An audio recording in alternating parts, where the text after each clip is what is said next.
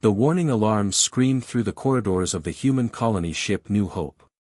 Commander Tom Hayes gripped the bridge railing as his vessel shook under the force of alien tractor beams. Through the viewport, he watched the massive shadow of an enemy warship blot out the stars. "Sir, they're pulling us into their docking bay," reported Navigator Lisa Chen, her voice steady despite the fear in her eyes. "I count at least 50 weapon systems locked onto our hull." Tom nodded grimly. After 3 months of running from Earth's destroyers, their fuel reserves were nearly empty. The New Hope carried the last 10,000 humans in existence, refugees from a world that had burned under nuclear fire.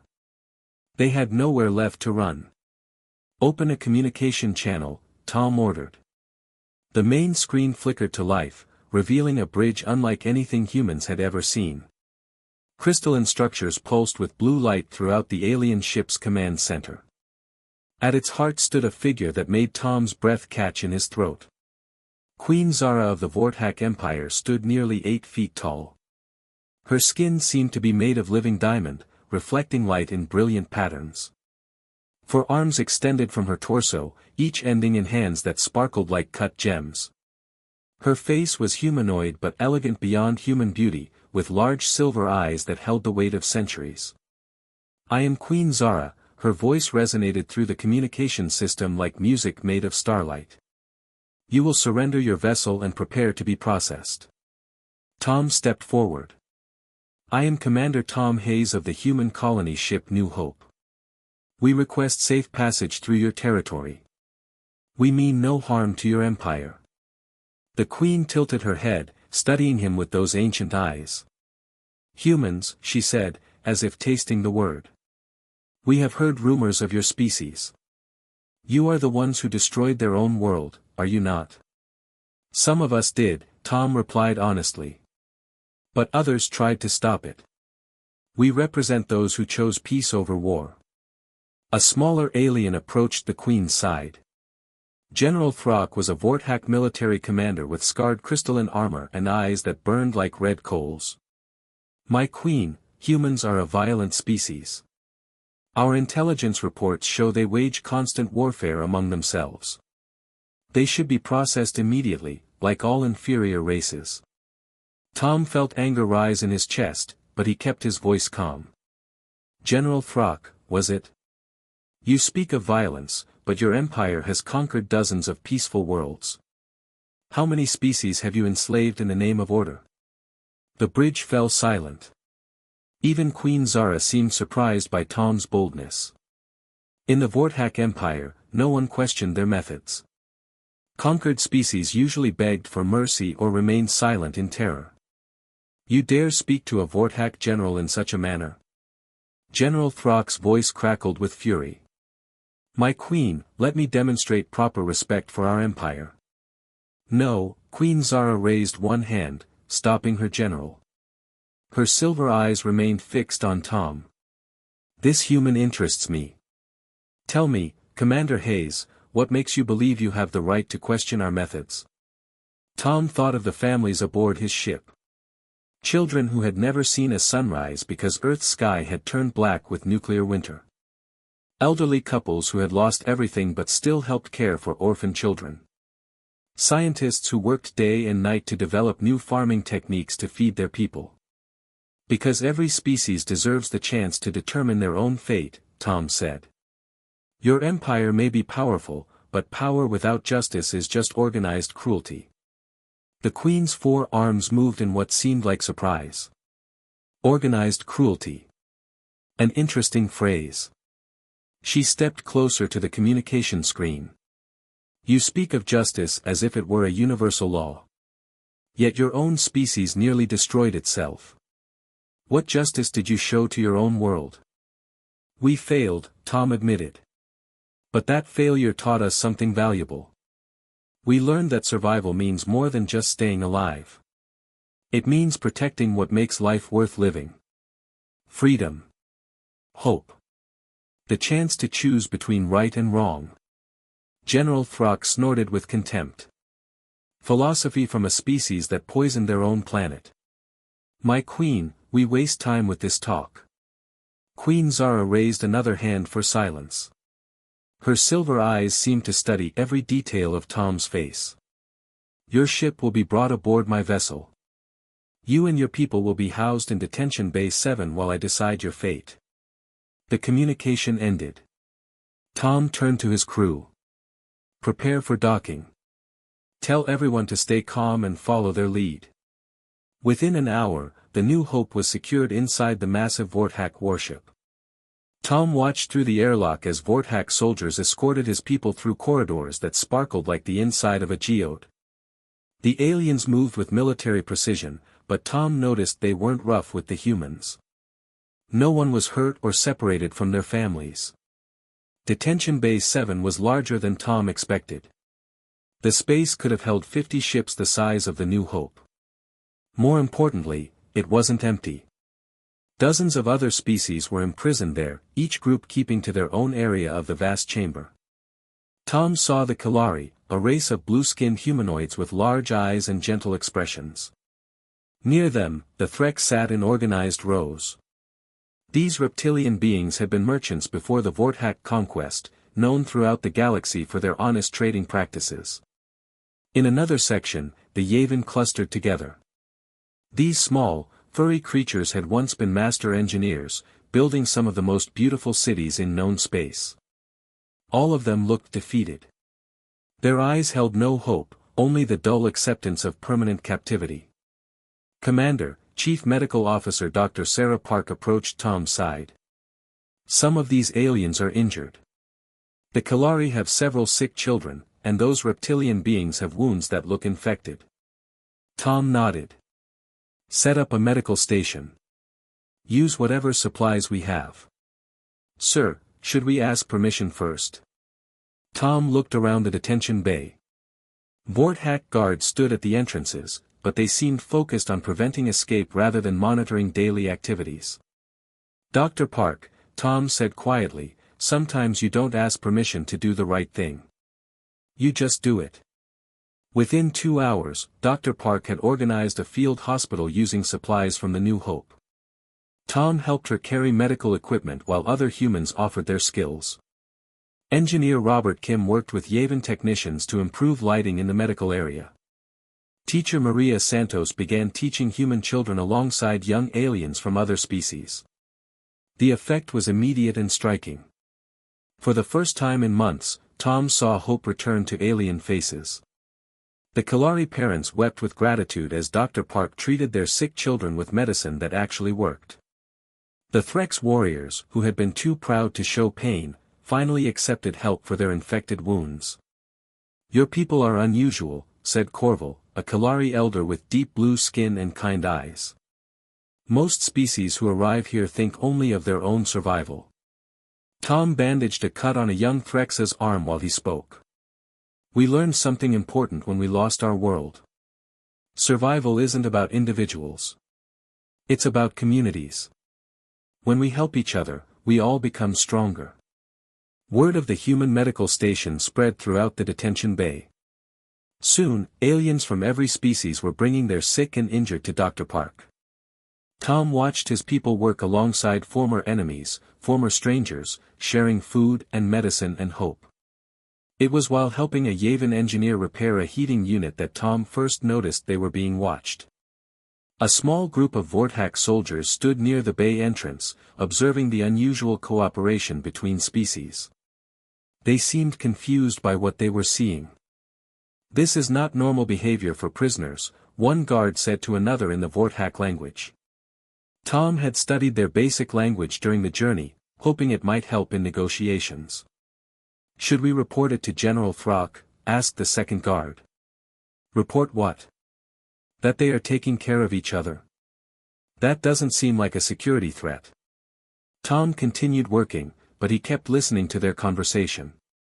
The general won't like this cooperation between species, the first guard said. He says mixed groups become harder to control.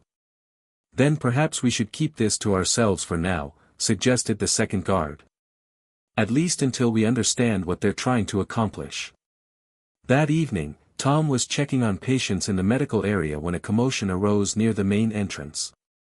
General Throck had entered the detention bay with a squad of elite guards. His red eyes swept over the mixed groups of aliens working together. What is this? General Throck's voice carried across the vast space. Why are these species intermingling?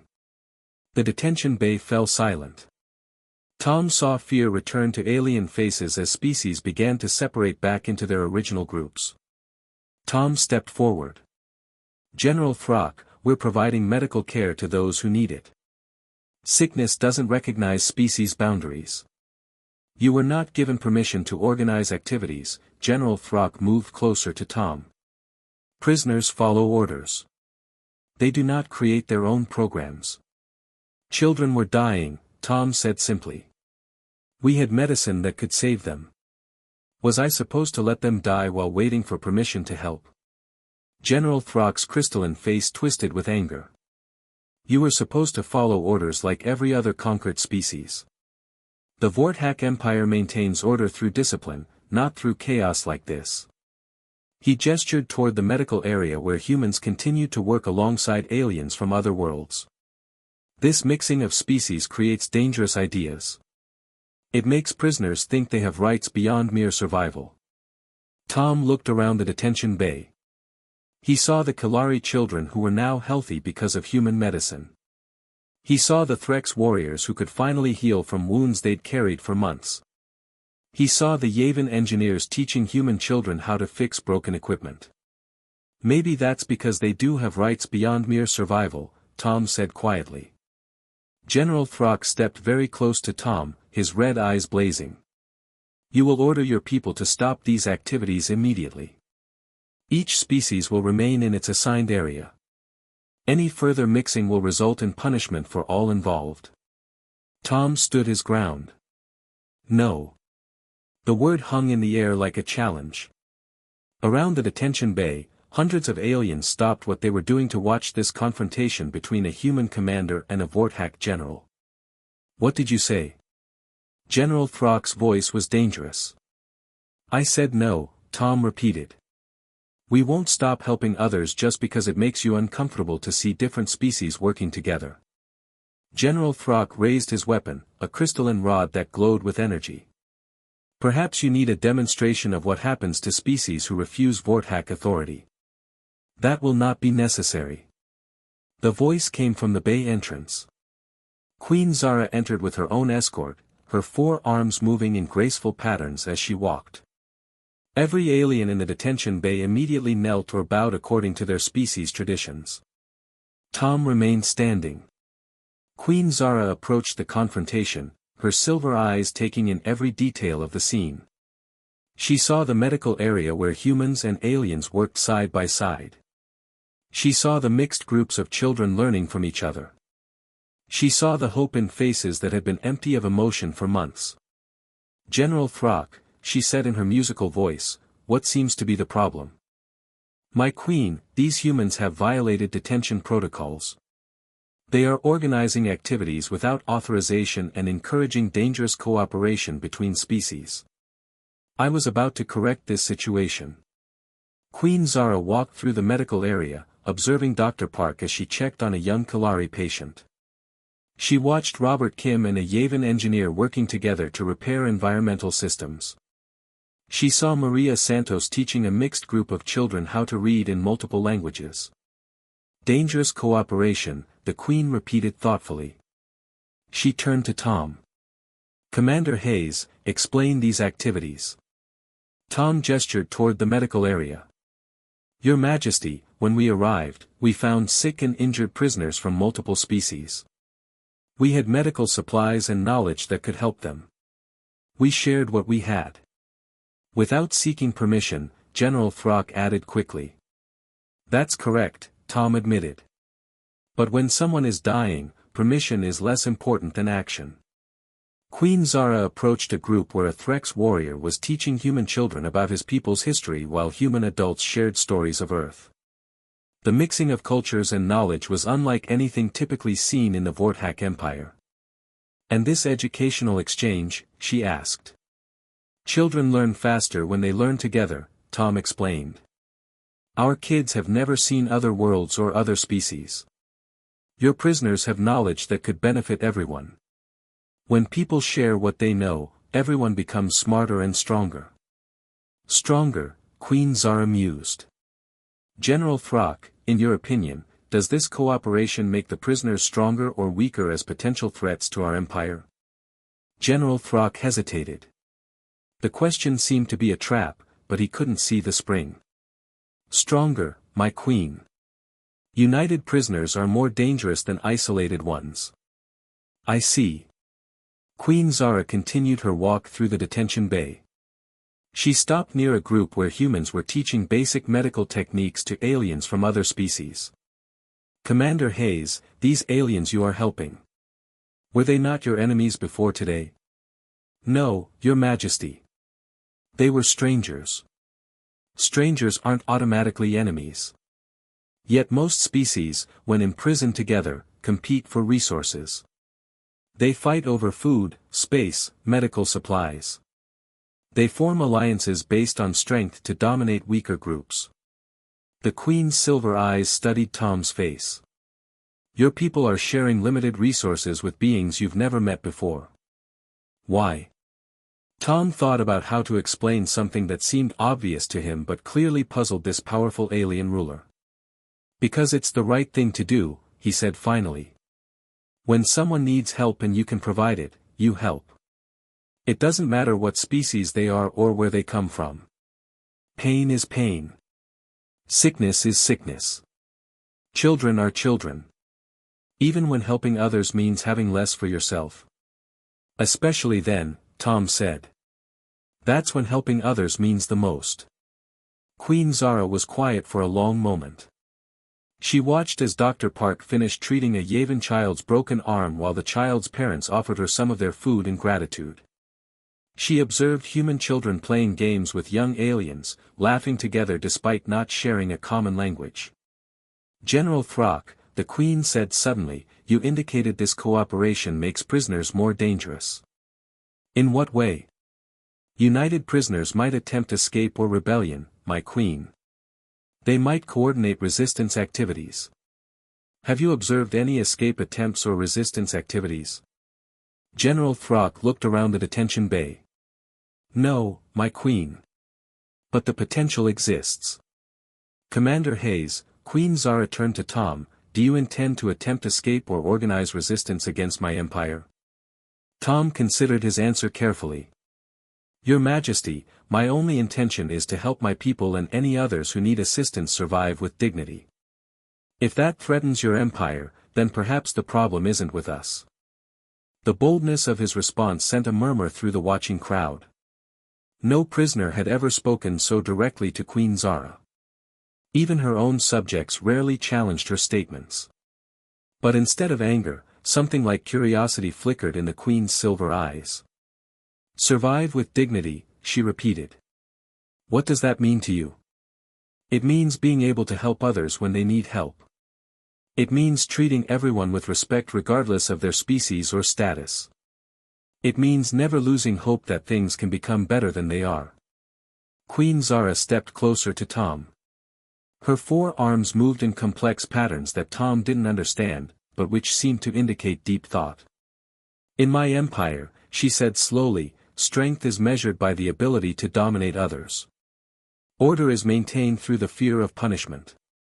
Unity is achieved by forcing everyone to follow the same rules.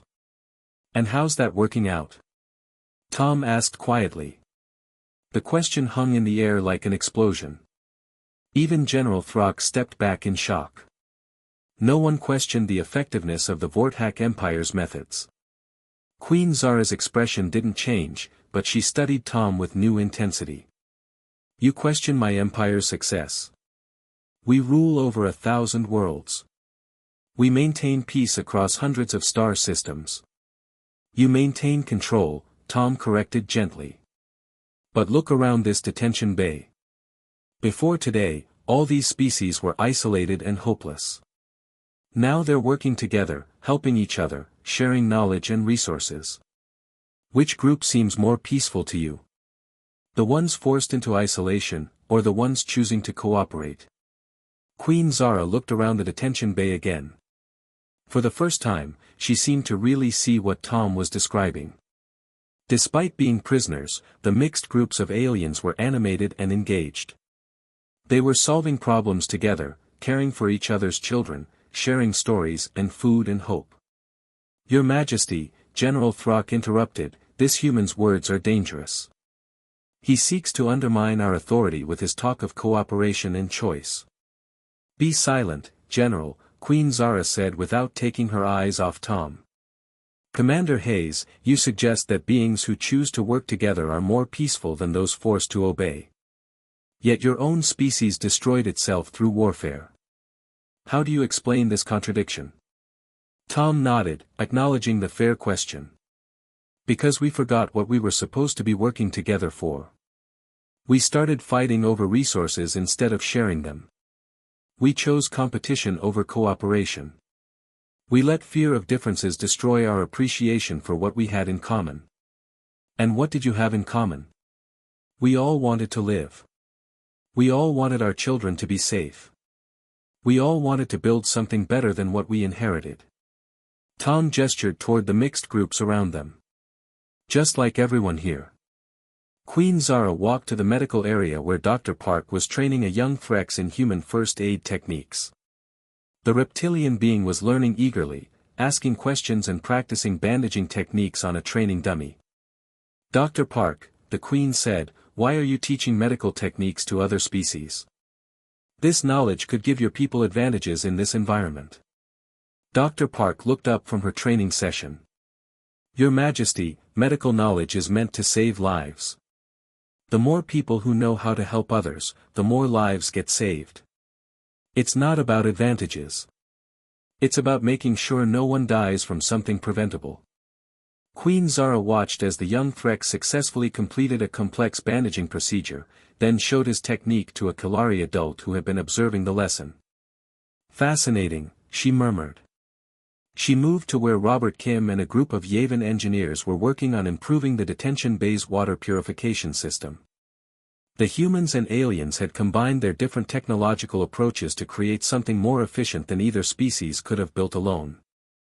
"Mr. Kim," Queen Zara said, "you are sharing human engineering knowledge with these aliens. If they escape or are released, they could use this knowledge against human interests in the future." Robert looked up from the water purifier components. "Your Majesty, clean water benefits everyone. If these people escape, I'd rather they escape with the knowledge to build clean water systems for their families. The galaxy needs more clean water, not less." Queen Zara's forearms moved in what Tom was beginning to recognize as a pattern indicating surprise or confusion. She approached Maria Santos, who was teaching a mixed group of children. Human kids sat next to young Kalari, Threx, and Yavin, all working together on basic mathematics problems. "Teacher Santos," the Queen said, "you are educating alien children alongside human children. Why?" Maria smiled at the mixed group of youngsters. "Your Majesty, children learn best when they learn together. These kids are teaching each other about their different worlds and cultures while they learn math and reading. They're becoming friends. Friends don't usually try to hurt each other when they grow up." "Friends," Queen Zara repeated. She watched as a human child helped a young Yavin solve a difficult problem, while a Kalari child shared her food with a Threx youngster who had finished his portion. Queen Zara returned to where Tom stood waiting. General Throck hovered nearby, his red eyes burning with frustration at his queen's obvious interest in the human's words.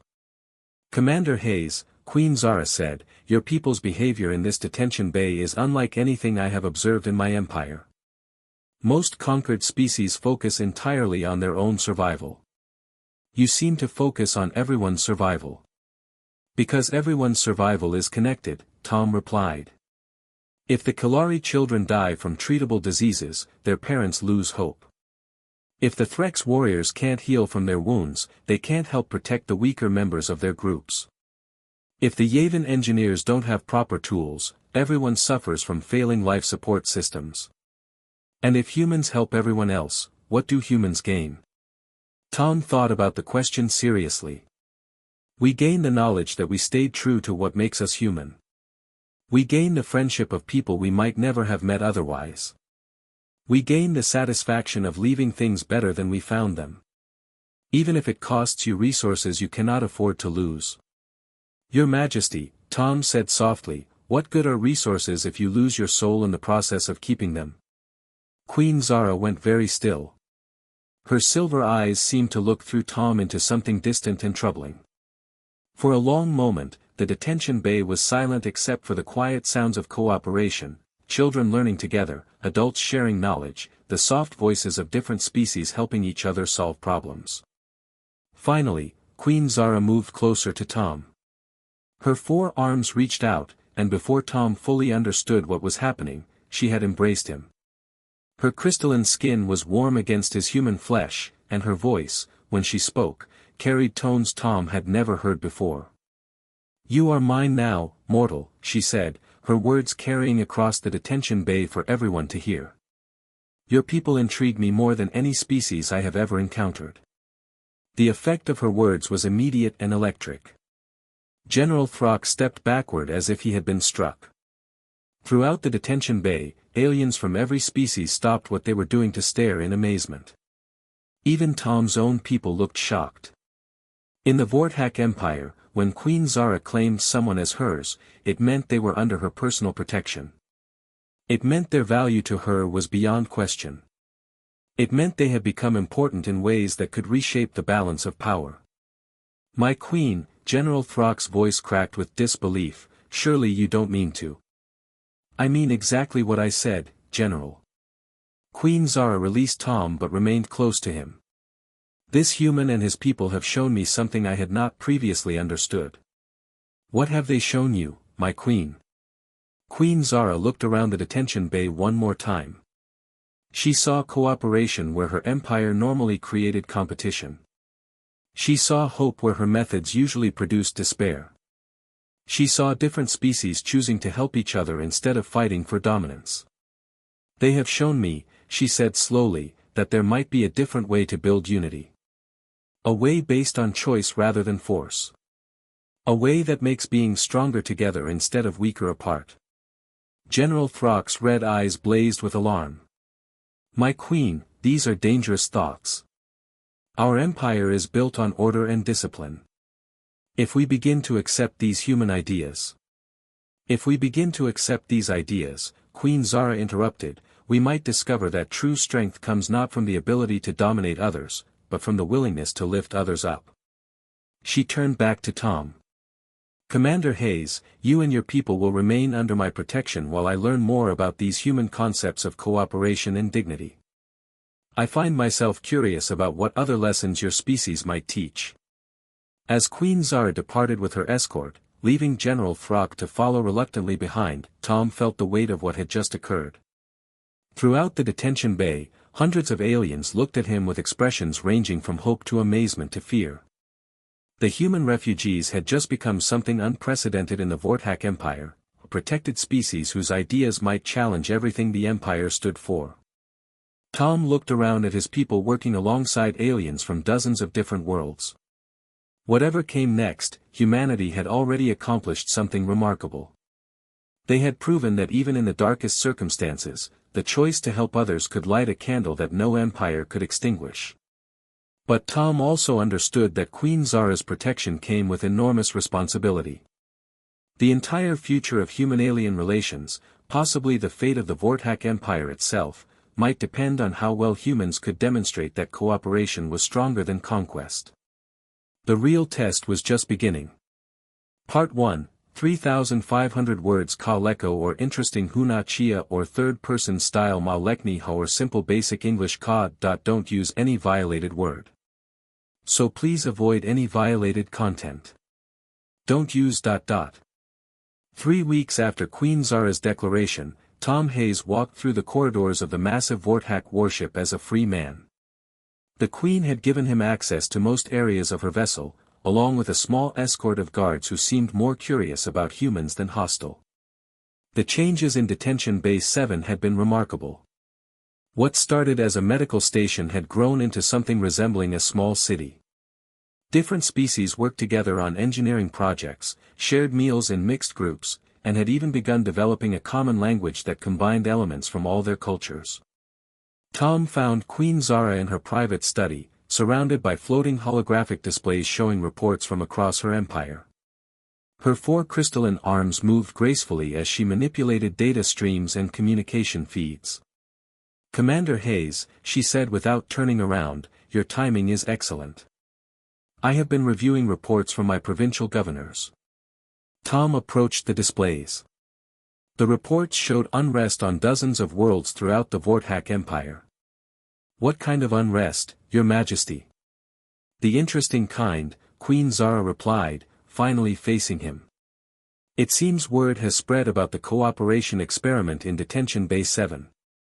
Prisoner populations on 17 worlds have begun organizing similar activities. They are sharing resources, teaching each other skills, and working together on projects." Tom studied the reports more carefully.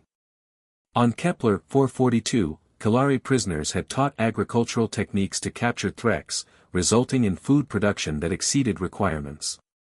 On Vega 7, mixed groups of prisoners had solved engineering problems that individual species had struggled with for months. "That sounds like good news," Tom said. "Cooperation makes everyone more productive." "Yes," Queen Zara's silver eyes reflected the holographic light, "but it also makes them more confident. More willing to question orders. More likely to believe they deserve better treatment." Tom heard the complexity in her voice. "And your governors don't like that." "My governors are terrified," Queen Zara admitted. "For 3 centuries, the Vorthak Empire has maintained order through isolation and fear. Separate the species, keep them competing against each other, make them dependent on our resources and protection. But when prisoners begin cooperating instead of competing, they start to realize they don't need to be afraid," Tom finished. Queen Zara manipulated another display, showing military communications between her provincial governors and General Throck. The message headers made Tom's stomach tighten with concern. "General Throck has been receiving communications from military commanders across the Empire," Queen Zara explained. "They believe the human influence represents an existential threat to imperial stability." Tom read some of the intercepted messages. Words like contamination, rebellion, and elimination appeared frequently. "Your Majesty," Tom said carefully, "what are you telling me?" "I am telling you that General Throck is organizing a military coup," Queen Zara replied calmly. "He believes that removing you and your people will restore proper order to the Empire. He has convinced 12 provincial governors and 43 fleet commanders to support his cause." Tom felt cold despite the warm air in the study. "And what do you believe?" Queen Zara moved to a large window that showed the vast detention bay below. Through the transparent barrier, they could see humans and aliens working together on projects that would have seemed impossible just weeks earlier. "I believe," she said slowly, "that General Throck may be correct about one thing. The human influence is changing fundamental aspects of how my empire operates. The question is whether that change represents a threat or an opportunity." Tom joined her at the window. In the bay below, he saw Dr. Park training a mixed medical team that included representatives from 6 different species. Robert Kim was leading an engineering group that had designed improved life support systems. Maria Santos taught classes where young aliens learned about each other's cultures and histories. "What kind of opportunity?" Tom asked. 300 years ago, when I first claimed the throne, the Vorthak Empire controlled 47 worlds. Today we control over 1,000. We achieved this expansion through military conquest and administrative efficiency." Queen Zara's 4 arms moved in complex patterns as she spoke. "But conquest is expensive. It requires constant military presence to prevent rebellion. It creates resentment that lasts for generations." Tom began to understand where her thoughts were leading. Whereas cooperation creates willing partners instead of reluctant subjects. "Exactly. Your people have demonstrated that beings who choose to work together accomplish more than those forced to obey. They are more productive, more innovative, more stable." Queen Zara turned to face Tom directly. If I could transform my empire from one based on fear to one based on willing cooperation, I could accomplish more with less military force. I could focus on building rather than conquering. But General Throck and the others would never accept such a change, Tom observed. No. They would not. Queen Zara's silver eyes reflected determination and sadness in equal measure. Which brings me to my request, Commander Hayes. Tom waited, sensing that what came next would change everything. General Throck's coup attempt will begin within 72 hours. His forces will attempt to take control of this ship and eliminate all humans as a demonstration of restored proper order. I am requesting your assistance in defending against this attack. Tom considered the implications. Your Majesty, my people are not soldiers. We're refugees. Most of us have never been in combat. I am not asking you to be soldiers, Queen Zara replied. I am asking you to be what you have already proven yourselves to be. Leaders who can unite different species in common cause. Organizers who can coordinate complex activities among diverse groups. Teachers who can help others accomplish things they never thought possible. She manipulated the holographic displays to show detailed schematics of her ship. This vessel houses not only your people but representatives from 43 different species. Most have been prisoners for years. All have reasons to resent the current imperial system. If someone could organize them into a coordinated defense force. You want us to lead a prisoner revolt, Tom said. I want you to lead a freedom movement, Queen Zara corrected.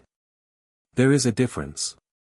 Tom studied the ship's schematics while he thought. The detention bays housed thousands of beings from dozens of worlds. Many had been soldiers, engineers, scientists, and leaders before their capture. If they could be organized and motivated. What would happen after the coup attempt is defeated? Tom asked. If we succeed, Queen Zara said, I will restructure the empire according to principles your people have demonstrated. Voluntary cooperation instead of forced obedience. Shared governance instead of absolute rule. Freedom of movement and association instead of species isolation. And if we fail? If we fail, General Throck will eliminate all humans and return the empire to its traditional methods. The opportunity for peaceful change will be lost, probably forever. Tom looked down at the detention bay where his people continued working alongside aliens from throughout the galaxy. 3 weeks ago, these same beings had been strangers separated by species barriers and hopelessness. Now they were friends, colleagues, and partners in building something better than what they had inherited.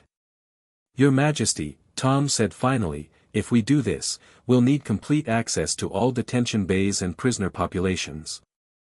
We'll need to coordinate with any loyal Vorthack forces you can provide. And we'll need assurance that success will truly mean freedom for all involved species. You have all of that, Queen Zara replied immediately. Tom extended his hand in the human gesture of agreement. Queen Zara looked at it curiously, then reached out with one of her crystalline hands to clasp his. Then we have a deal, Tom said. The next 60 hours were the most intense of Tom's life. He moved through detention bays throughout the massive ship, meeting with representatives from dozens of species. Each group had their own languages, customs, and grievances against the Vorthack Empire, but all shared common desires for freedom and dignity. The Kalari contributed their knowledge of Vorthack ship systems, gained through years of forced labor in engineering sections. The Threks offered their military experience and tactical knowledge. The Yavin provided technical expertise for sabotage and system modification. Smaller species groups contributed specialized skills in communications, logistics, and coordination. Most importantly, Dr. Park, Robert Kim, and Maria Santos worked to train mixed leadership teams that could coordinate activities across species barriers. The same cooperation techniques that had worked in Detention Bay 7 proved effective for organizing a galaxy-spanning resistance movement. The key is making sure everyone understands they're not fighting for human interests, Tom explained to his core team. They're fighting for their own freedom and the freedom of their families. Lisa Chen, who had become the Resistance Communication Coordinator, reported on their progress. We have contact with prisoner groups on 41 decks. Representatives from 37 species have agreed to participate. The Vorthak loyal guards that Queen Zara assigned to us have been invaluable for accessing restricted areas. Tom nodded. Working with loyal Vorthak soldiers had been surprisingly easy. Many of them had grown uncomfortable with the Empire's harsh methods, especially after seeing the positive results of cooperation in the detention bays. "Commander," reported Engineer Kim, "we've identified the key ship systems that General Throck's forces will need to control. If we can coordinate simultaneous actions at 17 critical locations, we can maintain control long enough for Queen Zara's loyal forces to respond," Tom finished. "Good work." The attack began exactly when Queen Zara had predicted. General Throck's forces moved swiftly to secure the ship's bridge, engineering section, and weapons systems. They had planned for resistance from Queen Zara's personal guards, but they had not planned for coordinated action by thousands of prisoners throughout the ship. Tom coordinated the defense from a makeshift command center in Detention Bay 7. Holographic displays showed the progress of the battle throughout the massive vessel. His mixed-species leadership team managed communications with resistance groups on every deck. Threx teams have secured the secondary weapon systems, reported Corval, the Kalari elder who had become one of Tom's primary advisors. Yavin engineers are maintaining life support despite attempts to cut power. Kalari groups have taken control of internal communications, added Vervex, a Threx warrior who had learned human tactical principles. We can coordinate between levels while blocking Throck's ability to organize his forces.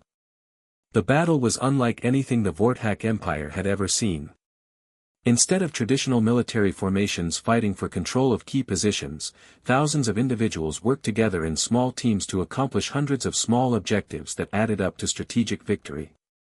Human-trained mixed teams disabled security systems, rerouted power flows, secured medical facilities, and protected non-combatants. The cooperation that had started with sharing medical supplies had evolved into coordinated military action by beings who had learned to trust each other completely. "Commander Hayes," Lisa Chen's voice crackled through the communication system, "Queen Zara is requesting your presence on the bridge. She says the final phase is beginning." Tom made his way through corridors filled with smoke and emergency lighting. Loyal Vorthak soldiers escorted him past areas where General Throck's forces were still fighting, but it was clear the coup attempt was failing. When Tom reached the bridge, he found Queen Zara facing General Throck across the command center. Both were surrounded by supporters, weapons drawn, in a standoff that would determine the future of the Empire. "Commander Hayes," General Throck snarled when Tom appeared, "your corruption ends here. When I eliminate you and your barbaric species, the Empire will return to proper order." "General Throck," Tom replied calmly, "look around you. Your coup has failed not because humans fought against you, but because beings from dozens of species chose to fight for their own freedom. That's not corruption. That's democracy. Democracy is chaos," General Throck spat. "The Empire requires order, discipline, unity through strength. Unity through choice is stronger than unity through force," Tom said. He gestured toward the holographic displays that showed the battle throughout the ship. "Your forces are outnumbered 50 to 1, not because we have better weapons, but because we have better reasons to fight." Queen Zara stepped forward, her four arms moving in patterns of authority and decision. "General Throck, you have lost. Surrender your weapons and accept judgment for treason against the crown." "I will never surrender to corruption," General Throck raised his crystalline weapon. "If I cannot save the Empire from these human ideas, I will at least eliminate their source." The weapon charged with deadly energy, aimed directly at Tom's chest. But before General Throck could fire, something unprecedented happened. Vervex, the Threx warrior, threw himself between the weapon and Tom. The energy blast intended for the human commander struck the reptilian soldier instead, dropping him to the deck with massive injuries. "No." Tom knelt beside the wounded Threx, applying pressure to the worst injuries while calling for medical assistance. Around the bridge, beings from multiple species moved to surround General Throck, their faces showing outrage at his willingness to kill someone who had been trying to protect others. "Vervex, stay with me," Tom said as Dr. Park arrived with her mixed-species medical team. "You're going to be fine." Vervex's reptilian features were pale, but his eyes remained focused. "Commander," he whispered, "worth it. To choose. To fight for choice." The Threx warrior's sacrifice had a profound effect on everyone present. Even some of General Throck's supporters lowered their weapons, no longer willing to continue a fight that required killing beings who were only trying to protect each other. General Throck himself seemed stunned by what had occurred. "He was my enemy," he said quietly. "A conquered species. Why would he sacrifice himself for a human?" "Because," Tom said without looking up from treating Vervex's wounds, "he wasn't fighting for humans. He was fighting for the right of all species to choose their own futures. That right is worth dying for." Queen Zara approached the defeated general. "Throck, you have served this empire for over a century. You have won countless battles and expanded our borders across the galaxy. But today you have learned something that all your victories could not teach you." "What have I learned?" General Throck asked bitterly. "You have learned that the strongest empires are built not on the fear of their subjects, but on the loyalty of their citizens."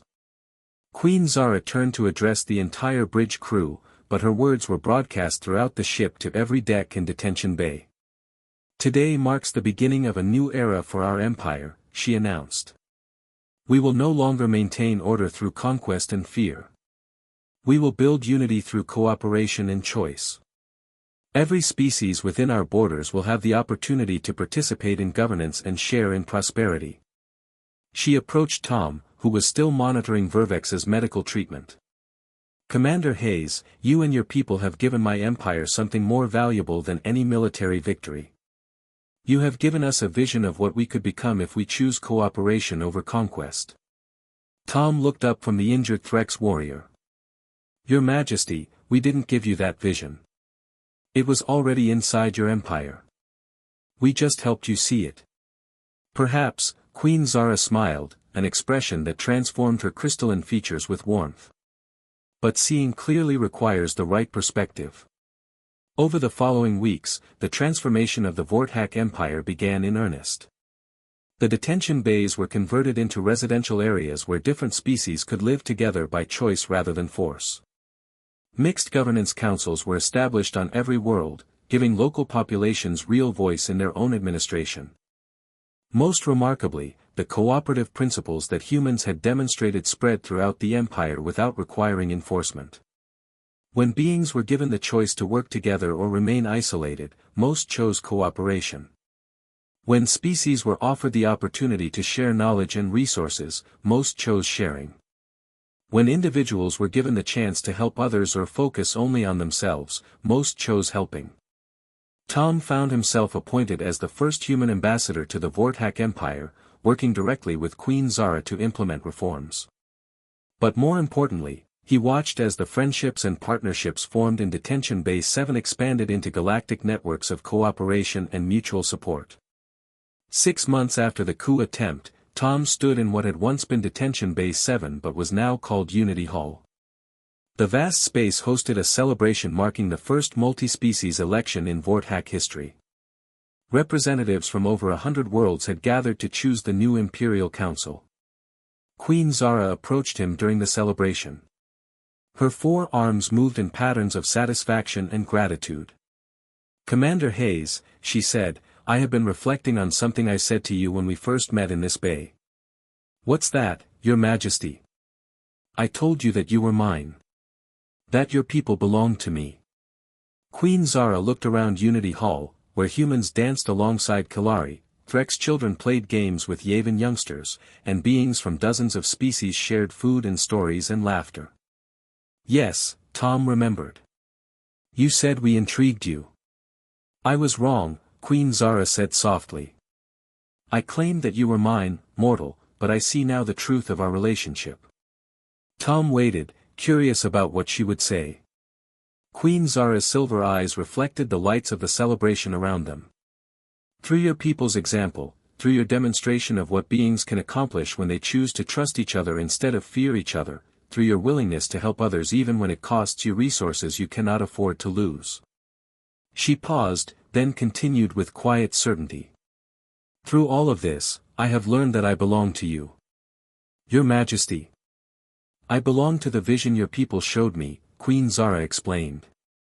I belong to the idea that strength comes from lifting others up rather than pushing them down. I belong to the belief that unity through choice is stronger than unity through force. She gestured toward the celebration around them. I belong to this future we are building together. Tom watched as Dr. Park taught advanced medical techniques to a mixed class of students from 12 different species. He saw Robert Kim working with Yavin and Kalari engineers to design new environmental systems for colony worlds. He observed Maria Santos leading a discussion where beings from throughout the galaxy shared stories and songs from their diverse cultures. Your Majesty, Tom said finally, I think we all belong to each other now. And that's exactly how it should be. Queen Zara smiled, her crystalline features reflecting the joy and hope that filled Unity Hall. Around them, beings who had once been strangers, prisoners, and enemies celebrated together as friends, partners, and family. The Vorthak Empire had not fallen. Instead, it had become something unprecedented in galactic history, a voluntary association of free species united by choice rather than conquest, by cooperation rather than fear, by hope rather than despair. And at the heart of it all was a simple human truth that had proven stronger than any weapon: when people are given the choice to help each other or hurt each other, most will choose to help. The universe, it turned out, was much better than anyone had imagined. It just needed someone to believe in that possibility and act accordingly. Tom looked around Unity Hall one more time, watching beings from 100 different worlds working together to build something better than what they had inherited. Humanity had found more than survival among the stars. They had found their purpose: to be the species that reminded everyone else what they were capable of becoming. The future stretched ahead of them, bright with possibility and rich with the promise of what free beings could accomplish together. And at its foundation lay the unshakable truth that cooperation was stronger than conquest, choice was stronger than force, and hope was stronger than fear. The alien queen had wrapped her arms around a human and declared him hers. But in the end, they all belonged to each other, and that belonging had transformed an empire built on conquest into a galaxy built on hope.